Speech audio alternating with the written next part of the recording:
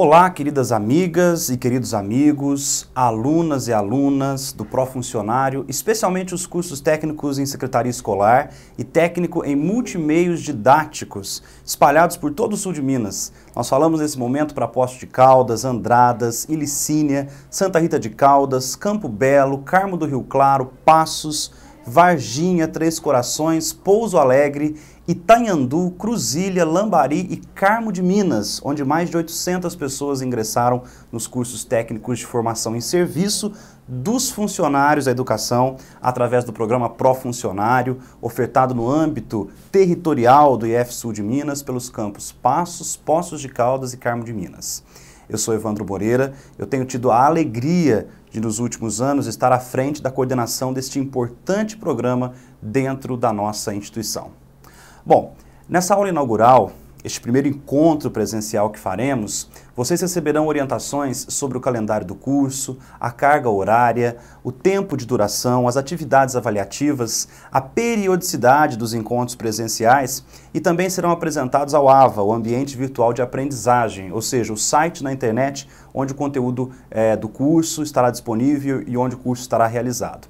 Mas a minha palavra para vocês neste momento será no sentido de apresentar este programa no qual vocês estão ingressando, ou seja, o Profuncionário, e falar com vocês um pouco sobre a história e a identidade dos funcionários da educação, aqueles profissionais que trabalham nas escolas, mas não em função docente, não como professores, mas que são essenciais ao processo educacional e que, na grande maioria das vezes, não são reconhecidos como tal.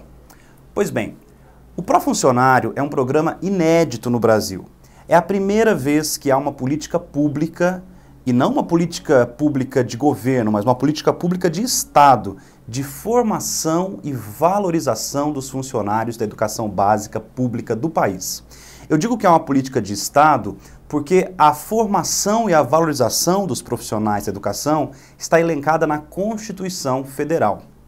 Entretanto, com o Profuncionário, é a primeira vez que há uma proposta de colocar todos esses sujeitos, ou seja, os funcionários não docentes, na linha de protagonismo do processo educacional.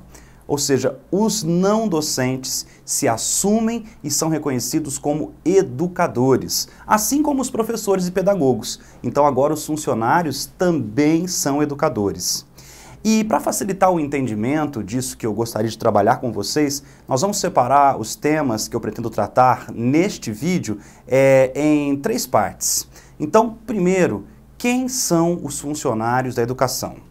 Segundo, como se dá a presença dos funcionários na história da educação no Brasil? Terceiro, como se deu a luta pela profissionalização dos funcionários da educação e as perspectivas de valorização dos funcionários. Bom, então vamos começar entendendo a identidade dos funcionários da educação. Para entender isso, nas quais as merendeiras, os bibliotecários, as secretárias, os auxiliares de serviços gerais, os inspetores de alunos, os porteiros, os faxineiros e tantos outros, para entender essa identidade, é preciso saber qual é a função da escola. Porque se a gente achar que o papel da escola é somente instruir, ensinar, ou seja, uma simples transmissão de conhecimentos acadêmicos, aí não haverá muito lugar para um funcionário de escola. O lugar dele será simplesmente de apoio, um lugar subalterno e até dispensável. Entretanto, a missão da escola hoje é entendida não como apenas instruir e ensinar. A missão da escola é educar. E a educação é uma coisa mais profunda. São projetos de sonhos, de utopias, de transformações, são processos de desenvolvimento humano integral, são processos de socialização em grupos sadios, cidadãos, e são processos de comunicação, como esse que nós estamos vivendo aqui neste momento. Eu aqui em Pouso Alegre e vocês espalhados por todo o sul de Minas, mas a gente se comunicando.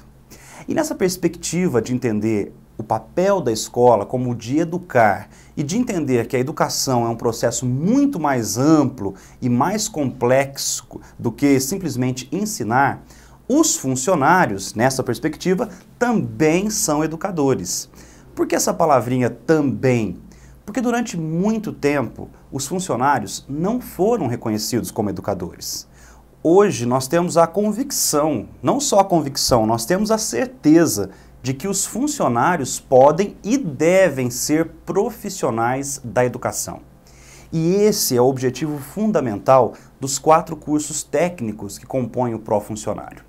Pois bem, mas se nós dizemos isso, que os funcionários devem ser profissionais da educação, qual será o nosso respaldo legal? O nosso respaldo legal está no artigo 61 da LDB, que é a Lei de Diretrizes e Bases da Educação, é a Lei 9.394 de 1996, que já foi emendada várias vezes, inclusive para dizer quem são os profissionais da educação. Veja o que diz o artigo 61 da LDB. Consideram-se profissionais da educação escolar básica os que nela estando em efetivo exercício e tendo sido formados em cursos reconhecidos são 1. Professores habilitados em nível médio ou superior para docência na educação infantil e no ensino fundamental e no ensino médio.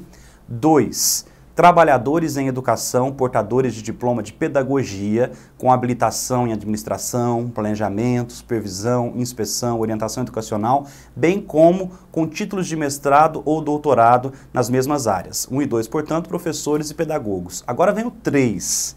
Trabalhadores em educação, portadores de diploma de curso técnico ou superior em área pedagógica ou afim. É aí que estamos incluídos. Portanto, todos aqueles que estão trabalhando em escolas e que possuem diploma técnico ou superior em área pedagógica são, por lei, reconhecidos como profissionais da educação e devem, então, configurar nos planos de carreira e no piso salarial ao lado dos professores e dos pedagogos. Isso inclui todas as funções profissionais exercidas no âmbito da escola. E é exatamente por isso que nós estamos aqui. O programa Pró-Funcionário é um programa de política pública que cumpre este papel através dos institutos federais em todo o Brasil e pelo financiamento da Rede ETEC são ofertados cursos técnicos com um grande aprofundamento pedagógico para dar aos funcionários a formação exigida em lei para que haja o reconhecimento necessário. Agora a gente vai passar para um tema importante. Já que tratamos da identidade dos funcionários da educação, vamos falar da presença histórica desses sujeitos na educação brasileira. Os funcionários, eles estão em atuação nas escolas brasileiras desde o primeiro dia de funcionamento de uma escola nesse país, em 1550, quando o primeiro governador geral, Tomé de Souza, trouxe os religiosos jesuítas para o Brasil. Ali começou. Esses religiosos eram considerados exímios educadores e criaram colégios pelo Brasil, os chamados colégios jesuítas. Esses colégios eram baseados em 2 figuras. A figura do professor, que era aquele que estudava filosofia, teologia, letras, tinha esse conhecimento, e a figura do irmão coadjutor. Presta atenção nesse nome, adjutor, ou seja, que ajuda, que auxilia. Esses foram os primeiros funcionários de escola do país. Mas depois de 200 anos, os jesuítas foram expulsos do Brasil e veio a segunda fase da educação brasileira, marcada por um período onde predominaram as chamadas aulas régias. Neste período, que durou de 1772 a 1834, a coisa funcionava mais ou menos assim. Um professor que sabia mais do que a média da população de uma determinada região, matriculava alguns alunos, levava para sua casa ou para a sacristia de uma igreja e ali ministrava suas aulas.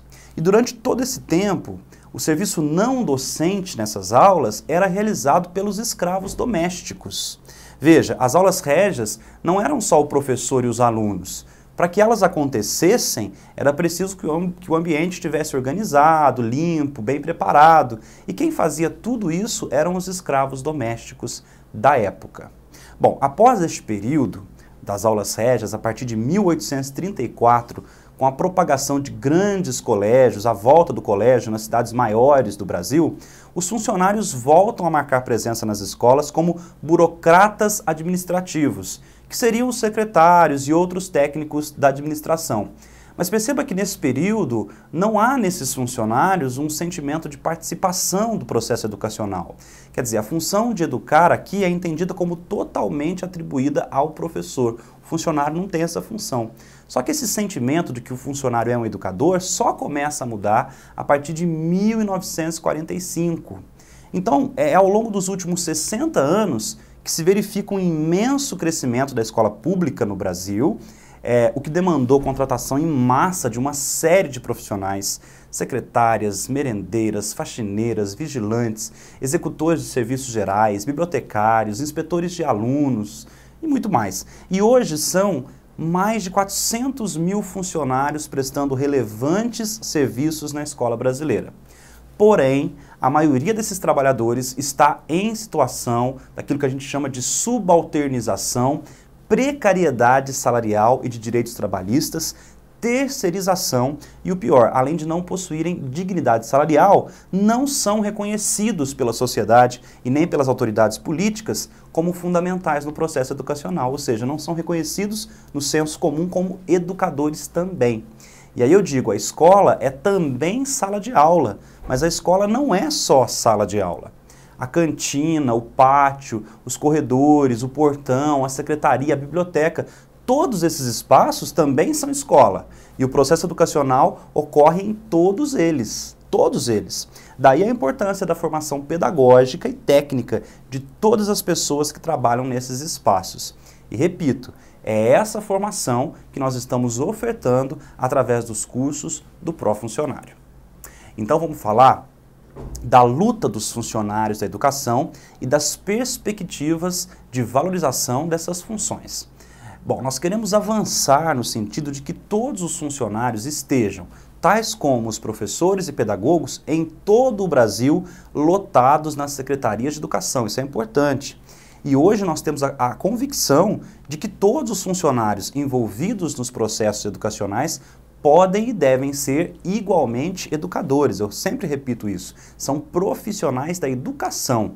E transformar esse anseio em realidade é o objetivo fundamental do Pró-Funcionário, que é Programa Nacional de Formação em Serviço dos Funcionários da Educação Pública Básica. Muito já foi conquistado nesse sentido nos últimos 50 anos. Em todo o Brasil, hoje, nós temos associações e sindicatos de funcionários não docentes. Houve a união histórica de funcionários e professores, da qual surgiu a CNTE, a Confederação Nacional dos Trabalhadores em Educação. Antes era só CPB, Confederação de Professores do Brasil. Não estavam os trabalhadores todos envolvidos. Então, há um processo de conscientização por parte dos próprios funcionários de que eles também são educadores. E é dessa luta, dessa conscientização, que surgiu o reconhecimento legal através do artigo 61 da LDB, que hoje considera como profissionais da educação, portanto, educadores da Escola Básica do Brasil, todos os que estão em efetivo exercício e que tenham sido formados em cursos reconhecidos. É o caso dos cursos do Pró-Funcionário. Bom, a última grande conquista é, portanto, a criação desses cursos profissionalizantes, que vai fazer valer o artigo 61 da LDB, farão essa transformação. Esses cursos darão aos nossos funcionários esse reconhecimento previsto na lei. São os cursos do Pró-Funcionário Infraestrutura Escolar, a Alimentação Escolar e os dois cursos que hoje têm sua aula inaugural em todos esses polos que me assistem agora, para os quais eu estou falando, os cursos de Secretaria Escolar e Multimeios Didáticos. O Pró-Funcionário é o primeiro programa público de profissionalização dos trabalhadores em educação e essa é uma conquista dessa união que resultou na CNTE, ou seja, dessa luta. E hoje, através desta aula inaugural que nós estamos fazendo em todo o sul de Minas, nós damos um importante passo para avançarmos nesta luta e tirarmos os nossos funcionários de escola da situação de invisibilidade social a qual a gente já se referiu e a gente vai conquistar, por fim, a dignidade social. Através do quê? Através da luta pela criação do Piso Nacional dos Profissionais da Educação, que já é previsto na Constituição Federal através da Emenda 53 de 2005 e também da inserção desses profissionais, os não docentes, em todos os planos de carreira de todos os estados e de todos os municípios. Infelizmente, essa não é ainda uma realidade do nosso estado de Minas Gerais e também não é a realidade da maior parte dos municípios do nosso estado. Se você tem um curso do Pró-Funcionário, você não necessariamente vai ter um aumento salarial. Mas essa qualificação que se inicia hoje é importante para que a gente conquiste esse ganho, ok? De ter um incremento salarial, um reconhecimento. Além disso, nós temos mais coisas a conquistar. Por exemplo, a efetiva participação dos funcionários no poder escolar, nas decisões da escola, nos conselhos de classe, nos conselhos municipais de educação e nos colegiados. Isso é importante. E nós já temos notícias alvissareiras nesse sentido. Já chegaram à coordenação do pró-funcionário notícias de que em vários lugares do Brasil, em pelo menos 5 estados, ex-alunos do pró-funcionário, formados nos cursos técnicos na modalidade EAD, como esses que se iniciarão aqui, esses alunos depois evoluíram para o tecnólogo superior e estão hoje se tornando diretores de escolas, através dos planos de gestão democrática que já existem em vários estados e municípios do Brasil afora. Era impensável, né? Uma cantineira virou a diretora de uma escola. E por isso, e mais do que nunca, é importante dar a esses profissionais uma formação pedagógica consistente e concreta, porque através dela nós venceremos também essa marginalidade pedagógica, né? Então eu vou dar um exemplo de ilustração que é interessante. Nós poderíamos dizer que isso significaria o quê? O fim da sala dos professores nas escolas, né, que é uma sala onde o funcionário só entra para servir café e para limpar, e a criação do quê? Da sala dos profissionais da educação, que seria uma sala para todo mundo, né? Democratizar esse espaço. Então, a todas e a todos vocês, um grande abraço, um bom curso, e contem sempre com a equipe da diretoria de EAD, que está lotada na reitoria do IF Sul de Minas, aqui em Pouso Alegre, para ajudar vocês no que for preciso durante esta caminhada. Não desistam. Eu espero do fundo do meu coração encontrar vocês pessoalmente no dia da formatura dessas turmas de pró-funcionário, multimeios didáticos e secretaria escolar que estão começando a sua aula e a sua caminhada hoje. Muito obrigado e até breve.